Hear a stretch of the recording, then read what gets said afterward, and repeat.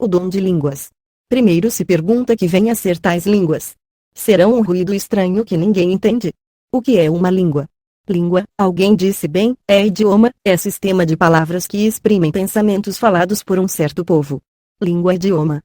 Exemplos de línguas: o inglês, o alemão, o português, o chinês, o árabe, o latim.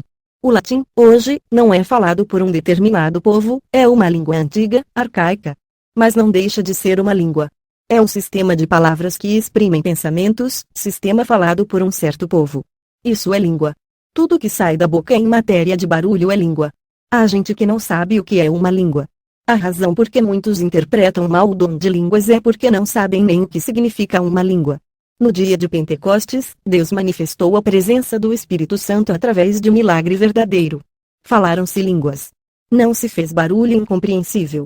Falaram-se línguas, idiomas. Quereis ver? Atos 2, 6, 11, versículo 6. E, quando aquele som ocorreu, ajuntou-se uma multidão, e estava confusa, porque cada um os ouvia falar na sua própria língua. Versículo 7. E todos pasmavam e se maravilhavam, dizendo uns aos outros: pois que, não são galileus todos esses homens que estão falando? Versículo 8. Como, pois, os ouvimos, cada um, na nossa própria língua em que somos nascidos? Versículo 9.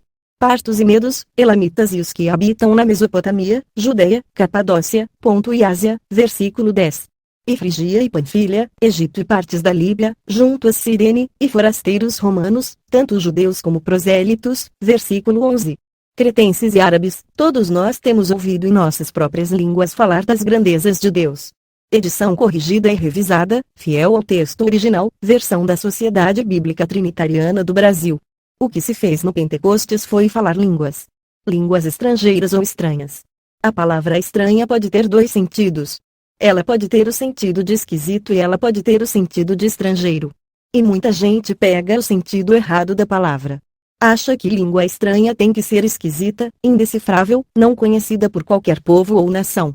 É que o assunto da Bíblia é de línguas estrangeiras.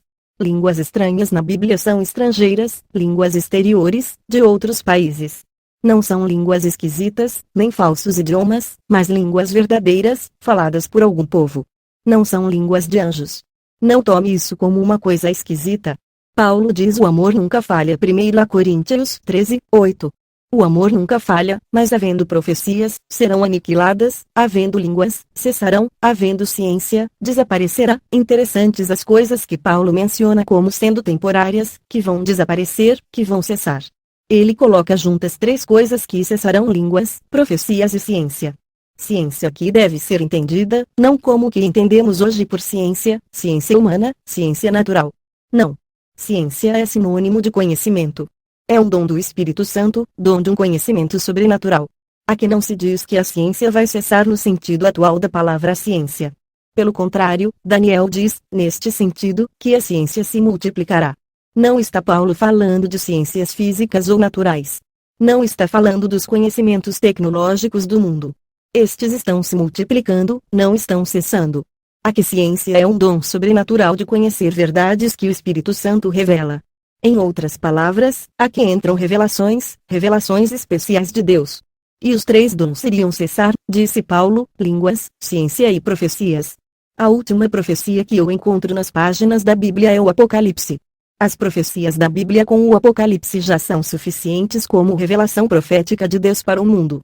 O Apocalipse fala do que está para acontecer, fala da grande tribulação que há de vir, do milênio, quando Cristo vai reinar durante 1000 anos sobre o planeta, fala dos novos céus e da nova terra, fala da eternidade. Não deixa margem para mais nada, além da Bíblia, que diz respeito ao futuro. Mais nada do que isso é necessário conhecer. Se todos compreendessem isso, não iriam acreditar em profecias posteriores às da Bíblia como revelações de Deus, revelações outras supostas, como o Alcorão, que os maometanos ou muçulmanos usam como sua escritura sagrada, as chamadas profecias ou revelações de Joseph Smith, dos Mormons, e outras. As profecias da Bíblia são suficientes. Revelações? Quem tem revelações hoje? Geralmente são pessoas dadas ao ocultismo, ao espiritismo. Mesmo certos evangélicos acham que estão tendo revelações. E chegam a dizer: eu fui revelada, ou eu fui revelado. Revelado do quê? E quem te revelou? Foi o Espírito Santo? Atribuem tudo isso ao Espírito Santo. E, se a gente disser que isto não é bíblico, porque as revelações cessaram com a Bíblia, que a Bíblia é a última revelação de Deus aos homens, dizem ou dão a entender, você está blasfemando contra o Espírito Santo. Cuidado! Está dizendo que não é o Espírito Santo que revelou aquele sonho que eu tive. Isso é blasfêmia contra o Espírito Santo. Outra má interpretação. Paulo explica por que iriam cessar estas coisas. Isto está bem explícito nos versículos de 1 Coríntios 13, 9 e 13. Por que iriam cessar? A Bíblia diz porque, versículo 9, porque em parte conhecemos, e em parte profetizamos, versículo 10, mas, quando vier o que é perfeito, então o que é em parte será aniquilado. Em outras palavras, isto que é parcial, incompleto, vai dar lugar àquilo que é perfeito ou completo. A palavra perfeito também pode ser traduzida por completo. Qual é o assunto aqui? Não é o conhecimento? Agora conhecemos como? De um modo parcial. Nós conhecemos de um modo incompleto. Conhecemos o que? Conhecemos aquilo que Deus quer revelar. O assunto é conhecimento da revelação de Deus. Esse é o assunto. E, irmãos, se todos compreendessem esta boa regra, este bom princípio de interpretação da Bíblia, bom princípio da hermenêutica, que consiste em interpretar o texto à luz do contexto, se todos conhecessem este princípio, fariam menos erros com a interpretação da Bíblia. Nós temos que interpretar o versículo que trata daquilo que virá, como perfeito, à luz do assunto. Qual é o assunto? É a vinda de Cristo? Não. O assunto não é este. O assunto é conhecimento. Paulo está comparando conhecimento incompleto com conhecimento completo. Agora temos conhecimento incompleto. Vai chegar o dia em que vamos ter o conhecimento perfeito. Quando vier o que é perfeito, o perfeito, isso que é parcial será aniquilado. Isto é, quando viesse a revelação completa, a Bíblia completa, as revelações parciais cessariam. Estas profecias, ou estes dons de revelações, ou de línguas, como as do Pentecostes e outras, estes dons eram revelações parciais, incompletas, de Deus aos homens. Deus não dizia tudo através das línguas. Deus dizia alguma coisa para a igreja. Mas chegaria o tempo quando Deus iria falar de uma maneira completa. Sim, eles tinham o Velho Testamento, na ocasião do Pentecostes, mas o Novo Testamento ainda não estava escrito. O livro do Novo Testamento não estava escrito. As escrituras do Novo Testamento começaram a surgir depois da morte de Cristo, de sua ascensão, e se completaram antes de terminar o primeiro século, pelo que indicam os estudiosos da matéria. O assunto é conhecimento. Quando vier o que é perfeito. Qual é o assunto? Conhecimento perfeito. O assunto é este, não a vinda de Cristo. Quando eu era menino, falava como menino, sentia como menino, discorria como menino, mas logo que cheguei a ser homem, acabei com as coisas de menino. Aqui está uma ilustração de coisas que se tem na infância, para dar lugar às coisas que vêm na maturidade. Na infância da igreja, Deus usou de dons especiais do Espírito Santo, línguas, profecias, ciência. Mas eram dons verdadeiros.